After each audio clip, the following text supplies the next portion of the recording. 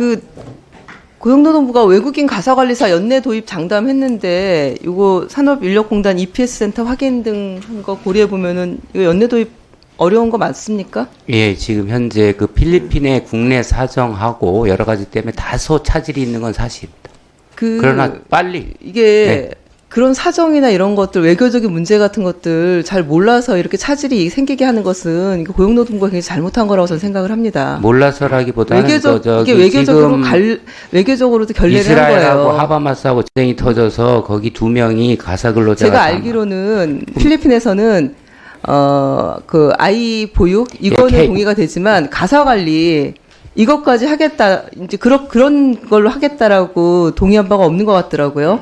그 내용이 없는 것 같은데요. 그 케어 기버하고 도메스틱 워커하고 조금 다른데 저는 이것도 국가 대 국가 간의 외교 절차라는 게 있는 거고 그걸 차분하게 진행을 해서 그 절차를 고려해서 언제쯤 가능하다 해야지 정부에서 뭐 저출생 문제를 해결하겠다 해서 탁 내놨는데 이게 저출생 문제 해결하는 그 정책도 아니에요. 그런데 너무 무리하게 가고 있는 것들이 보기 안쓰러워서 말씀드리는 겁니다.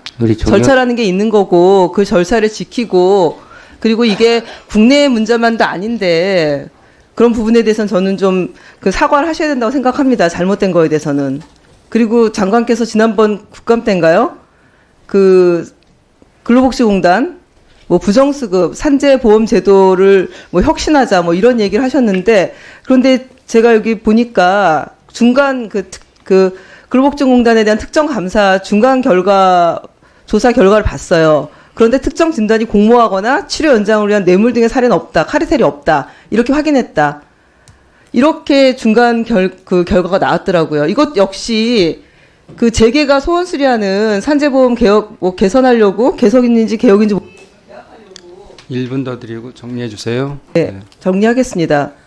결국은 실제로는 없는 거를 기업들이 소원 수리하는 것들을 마치 있는 것처럼 만들어가지고 결국은 침소봉대한 거다. 노동부 장관께서 이렇게 기업 편만 들고 그리고 정부 정책이 실제로는 닿지 않는 것들을 마치 당장 할 것처럼 그리고 국민들한테 홍보하고 그리고 그 대책 자체도 사실은 문제가 있을 수도 있는데 그냥 빨리 그런 것들은 빨리빨리 하겠다 이제 이런 식으로 진행을 하시는데 저는 그러시면 안 된다고 생각해요. 노동부의 역할이라는 것이 뭐 윤석열 대통령이 한 얘기들을 빨리 실행하려고 애쓰시는 건 제가 잘 알겠지만 그렇다 하더라도 되지 않는 걸 되는 것처럼 내지는 하지 않은 일을 한 것처럼 그렇게 침소봉대하는 것들은 하시지 말아야 된다고 당부드립니다. 네, 답변 드릴까요?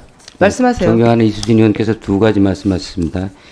산재 칼텔 관련해서는 지난번에 환노위 국감 때 문제제기가 있었고 언론에서도 계속 문제제기가 있었고 저도 그 내용이 사실이라면 이건 심각한 문제다. 이래서 이것을 바로잡겠다고 해서 특정감사를 했는데 카르텔 문제는 지금 조사가 진행 중이기 때문에 한 50% 정도 진행을 했거든요. 이 내용이 알려지면 우리가 이제 조사하는 데도 방해가 되고 그래서 지금 진행되는 것이고요. 그래서 절대로 고용노동부가 누구 편을 들 이유가 있겠습니까?